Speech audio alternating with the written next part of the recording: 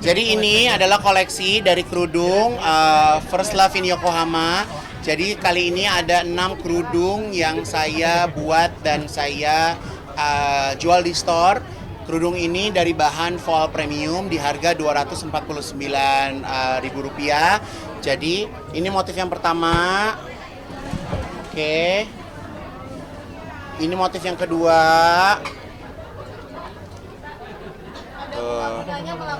Ya, jadi ini kan ada sakuranya, terus ada motif Jepannya. Tuh. Oke. Tapi untuk desainnya sendiri memang 100% desain yang ada di toko ini semuanya karyaku. Tuh. Jadi ya koleksi dari Jepang, nggak mungkin dari Garut kan. Nah, jadi kan konsepnya adalah Yokohama ya. Jadi kalau di brand Manja ini kita terbiasa untuk di satu motif itu ada beberapa warna penyerta supaya di saat customer aku pakai mereka bisa mix and match ke berbagai baju. Kayak misalnya contohnya kalau ini kan ada abunya, ada pinknya, ada coklatnya, ada putihnya. Jadi mereka bisa padu padan dengan koleksi yang mereka sudah punya. Dan motif kerudung jenis bahan kerudung ini bisa dipakai di dua sisi yang berbeda.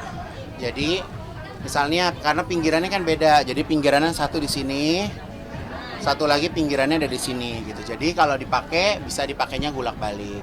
Udah, ini udah. Nah ini apa?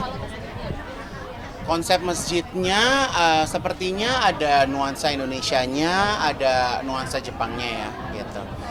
Jadi ini juga ada teknik tie-dye-nya. Tuh, jadi ini kalau yang motif ini tersedia di warna putihnya dan juga warna hitamnya. Mungkin ini menceritakan apa ini sedikit? Ya, jadi balik lagi ya. Assalamualaikum warahmatullahi wabarakatuh. Ini adalah kerudung seri Yokohama. Kebetulan Yokohama itu ada di Jepang. Jadi koleksi ini motifnya saya ambil dari motif yang ada di Jepang. Nggak mungkin motif Jogja atau Solo. Karena memang setiap kerudung punya ceritanya masing-masing. Seperti kemarin saya bikin Palestina. Ya berkaitan dengan Palestina. Apa yang ada di sana? Situasinya seperti apa? Dituangkan di dalam kerudung. Gitu. untuk ide dan konsepnya sendiri butuh berapa lama? Saya kebetulan gambar ini langsung saat saya lagi ada di pembangunan masjid itu. Gitu. Jadi saya gambar langsung, sketchnya saya mau apa aja, terus saya bilang ke tim, lalu tim langsung gercep, langsung digerakin. Gitu. Masjidnya udah ada namanya, Pak? Masjidnya namanya Masjid Yokohama. Iya. Jadi teman-teman di sini, teman-teman media jangan males ya. Di Instagram ini ada Instagramnya Masjid Yokohama. Mungkin ada nama-nama Indonesia juga Yokohama. Iya, oke. Kenapa namanya Masjid Yokohama? Karena posisinya di Yokohama. Oke, ini nggak ada sinyal lagi. Jadi kalian bisa cari di Instagram namanya Masjid Yokohama. Sekarang pembangunannya sudah 50%, insya Allah di bulan Januari sudah dipakai di sholat. Jadi di bulan Februari insya Allah bisa dipakai terawih. Berarti emang Ya. disiapkan untuk Ramadan dan Betul, jadi pembangunannya kurang lebih kayaknya 2 tahunan deh kalau itu. Tapi Ibu bangunnya memang sendiri atau ada bantuan dari kedutaan juga nggak sih, Kak? Bukan kedutaan ya, tapi umat. Jadi nggak ada hubungannya sama kedutaan. Jadi umat muslim dan muslimah di Indonesia dan dunia insya Allah. Pak, yang customer kan 150 Ya. dari Raffi, terus sekarang udah berapa yang dikumpul, Pak? Kalau terkumpul, teman-teman bisa lihat lagi di Masjid Yokohama. Itu ada pembayaran sesi 1, pembayaran tahap 2, pembayaran tahap 3. Jadi total pembangunan dari Masjid Yokohama itu miliaran rupiah. Saya nggak tahu jumlahnya berapa. Gitu. Ya. Kalau mau lihat apa? Kalau mau lihat, lu merem aja gini. Nanti lu ada di masjid itu. Nah, berarti kan dipersiapkan untuk Ramadan dan Lebaran. Apakah nanti Lebaran di sana juga? Saya insya Allah Januari akan lihat masjidnya seperti apa.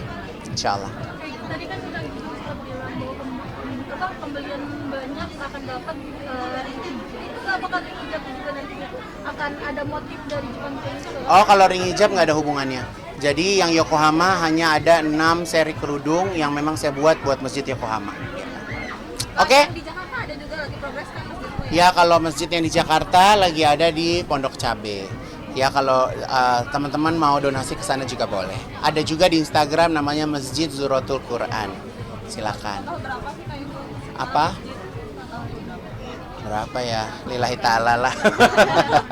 Banyak insya Allah. Oke. Tapi dari desain untuk kerudung tuh emang udah direncanain dari awal mau pembangunan masjid? Oh enggak, karena aku tuh masuk di pembangunan seperti kayak setengah pembangunan aku udah ada ya gitu. Karena kan aku ketemu sama Ustadz Fatih Karimnya sudah baru pas kemarin haji.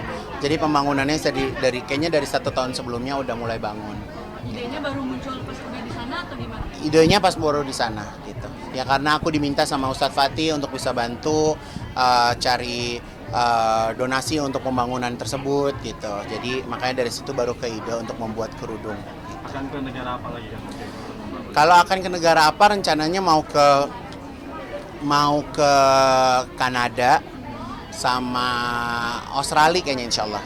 Jadi ada pembangunan masjid juga di sana insya Allah. Mungkin apalagi kan itu bisa dibilang tuh menjadi inspirasi juga bagi beberapa teman-teman selebritis untuk membangun masjid. Gimana sih kayak gini menjadi inspirasi banyak teman-teman?